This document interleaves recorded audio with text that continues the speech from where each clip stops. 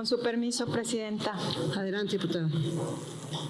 Honorable Congreso del Estado de Chihuahua presente. La suscrita Isela Martínez Díaz, diputada de la 67ª legislatura del Honorable Congreso del Estado, integrante del Grupo Parlamentario del Partido Acción Nacional y en su representación, con fundamento en lo que disponen los artículos 167, fracción primera y 169, todos de la Ley Orgánica del Poder Legislativo del Estado de Chihuahua, artículos 2, fracción novena del Reglamento Interior y de Prácticas Parlamentarias del Poder Legislativo, comparezco ante esta honorable soberanía a fin de presentar proposición con carácter de punto de acuerdo a efecto de exhortar respetuosamente a la Cámara de Senadores a fin de que se abstenga de seguir realizando actos violatorios del proceso legislativo, así como al presidente de la República, con la finalidad de que vete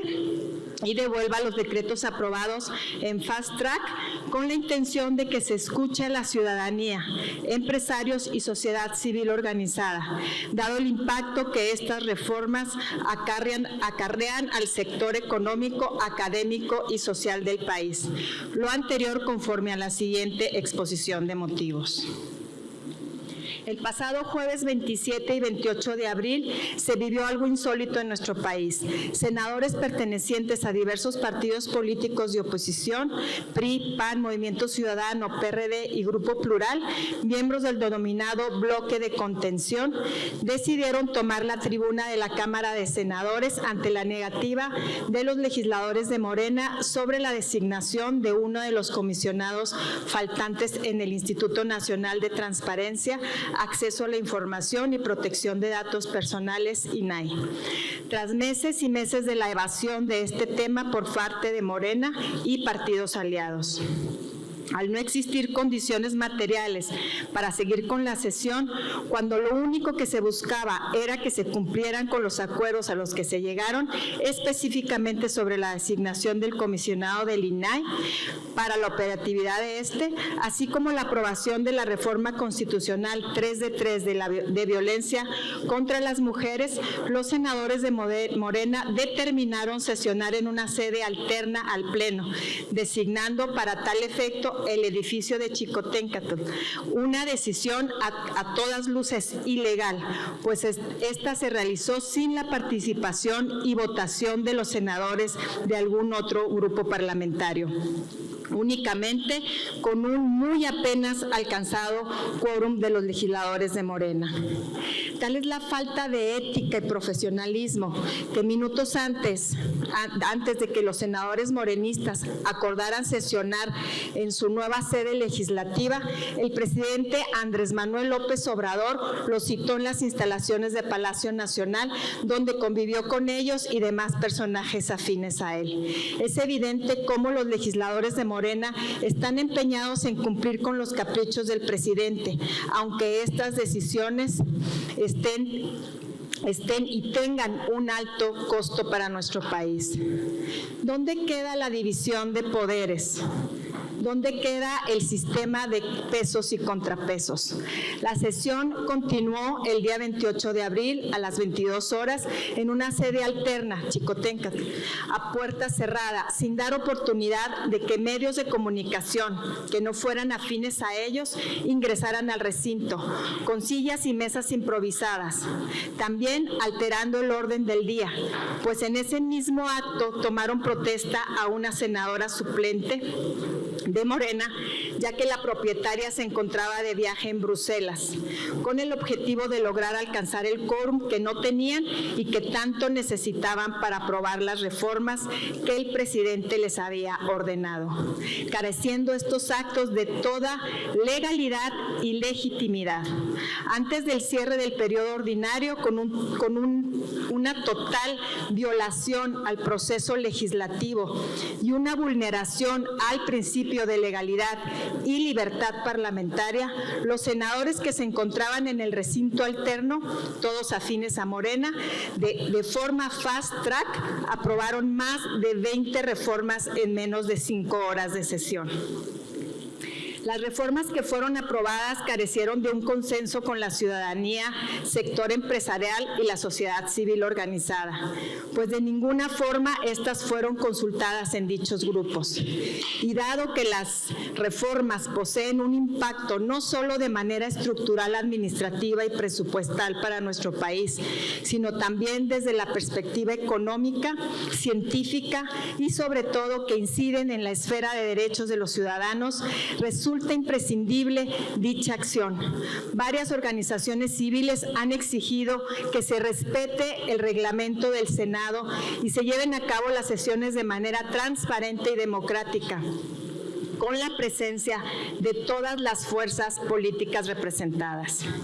Inclusive, el Consejo Coordinador Empresarial exhortó a las y los legisladores a analizar puntualmente todas y cada una de las iniciativas de manera objetiva, con un sustento técnico y jurídico, para no afectar el desarrollo y la competitividad de nuestro país, fortalecer el Estado de Derecho, generar certidumbre y principalmente para evitar mayores impactos a las pequeñas y medianas empresas. Entre los decretos aprobados destacan aquellos que otorgan de una forma u otra poder y facultades al presidente de la República y a otras entidades de la Administración Pública Federal, centralizando aún más el poder. Algunas de las reformas recientemente aprobadas fueron las siguientes. Primero, reforma a la Ley Orgánica de la Administración Pública Federal,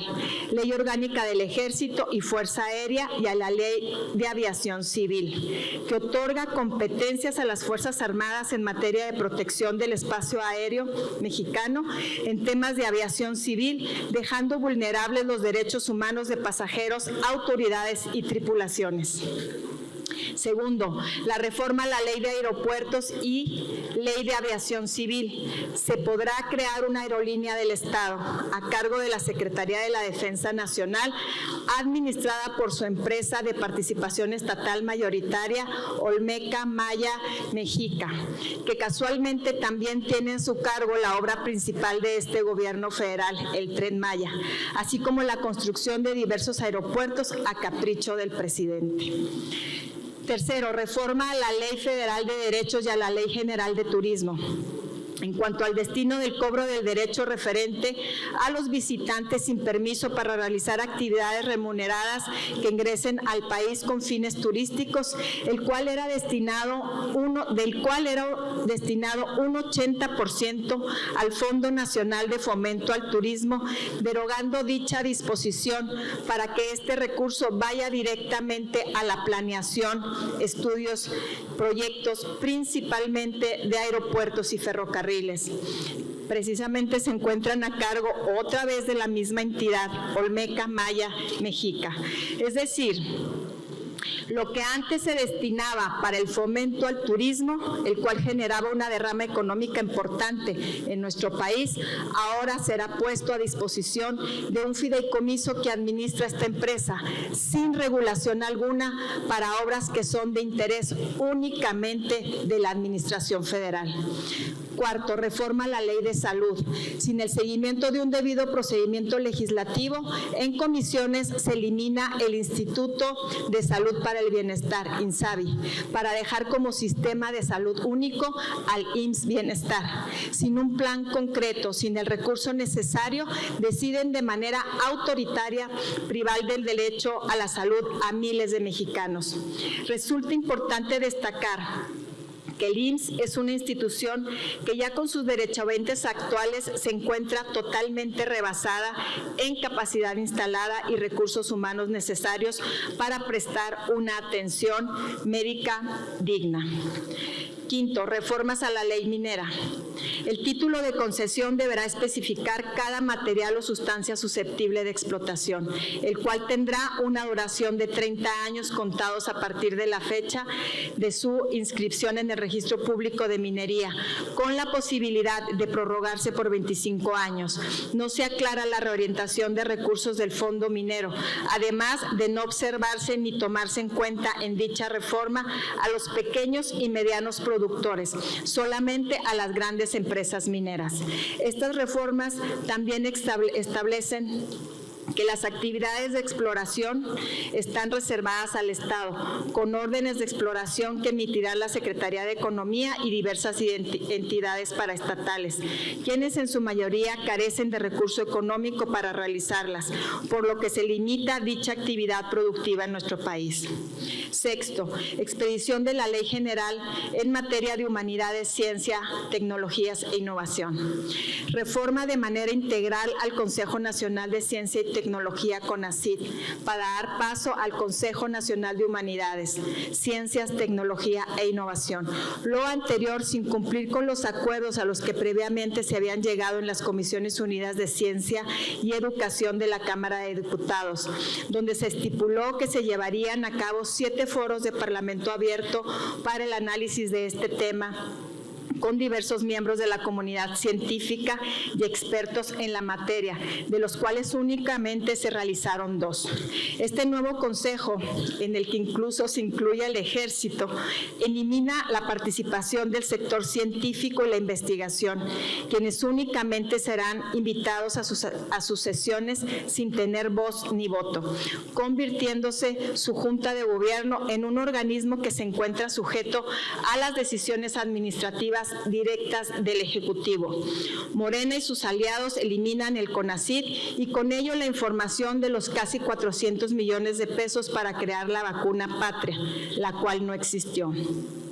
Séptimo, deroga la Ley Orgánica de la Financiera Nacional para el Desarrollo Agropecuario, Rural, Forestal y Pesquero, por lo que se extingue el organismo Financiera Rural, el cual resulta ser el único instrumento financiero al que pequeños, medianos y grandes productores agrícolas podían acceder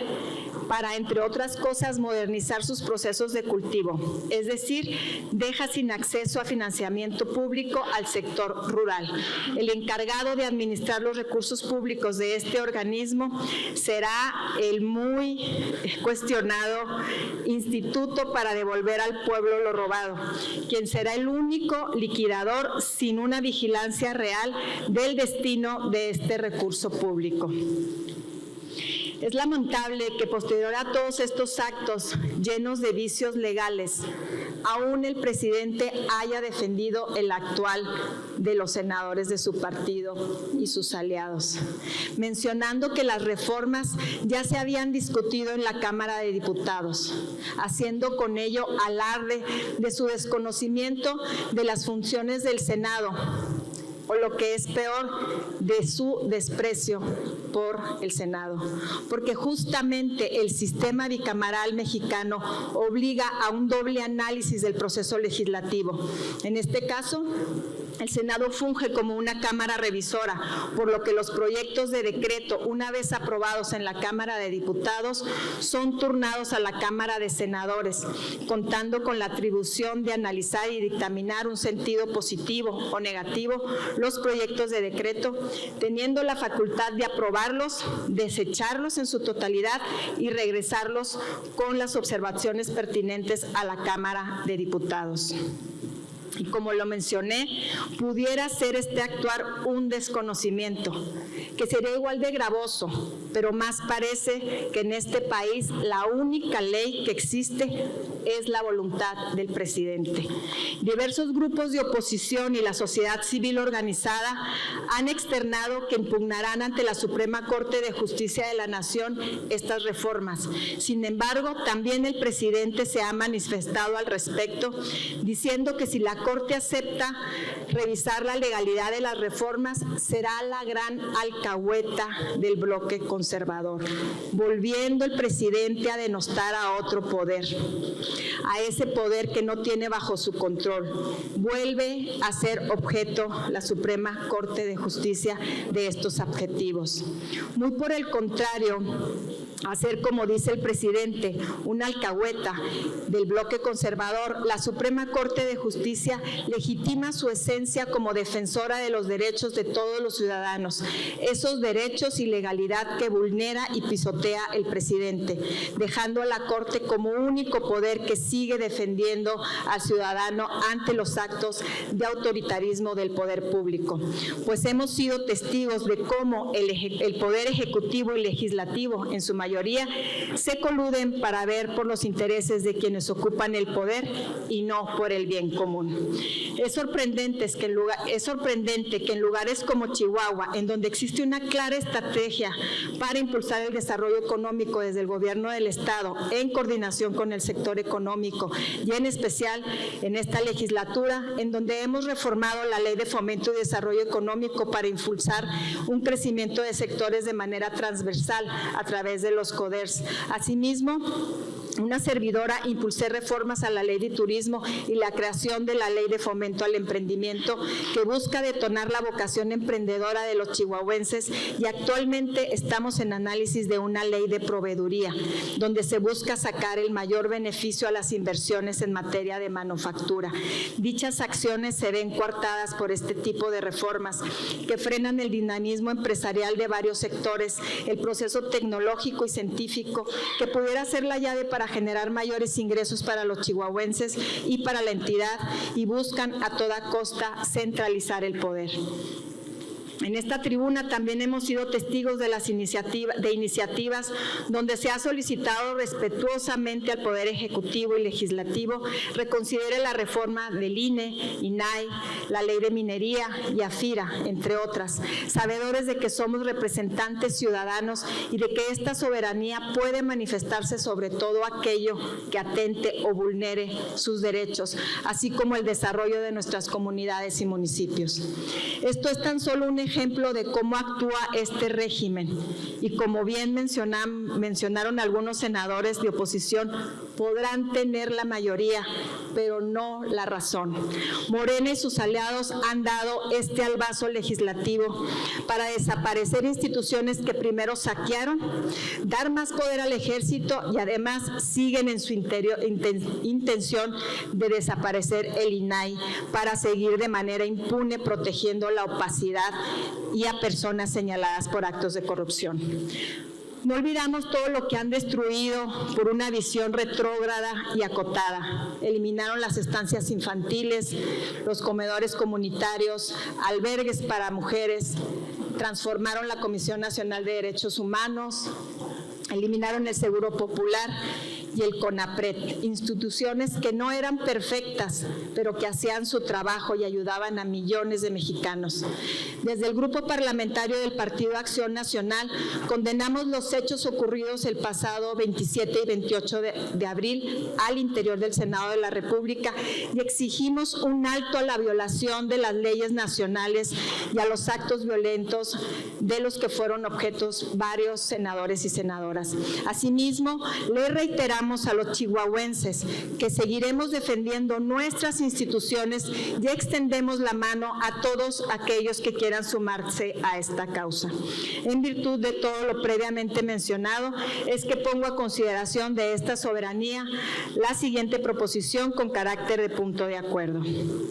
Acuerdo. Primero, la 67ª legislatura del Honorable Congreso del Estado de Chihuahua exhorta respetuosamente a la Cámara de Senadores a fin de que se abstenga de seguir realizando actos violatorios del proceso legislativo. Segundo, la 67ª legislatura del Honorable Congreso del Estado de Chihuahua exhorta respetuosamente al Presidente de la República con la finalidad de que vete y devuelva los decretos aprobados por el Congreso General en Fast Track, con la intención de que escuche a la ciudadanía, empresarios y a la sociedad civil organizada, dado el impacto que estas reformas acarrearán al sector económico, académico y social del país. Económico, aprobado que sea, túrnese a la Secretaría para que elabore la minuta correspondiente, dado en el Salón de Sesiones a los 2 días del mes de mayo del año 2023. Atentamente,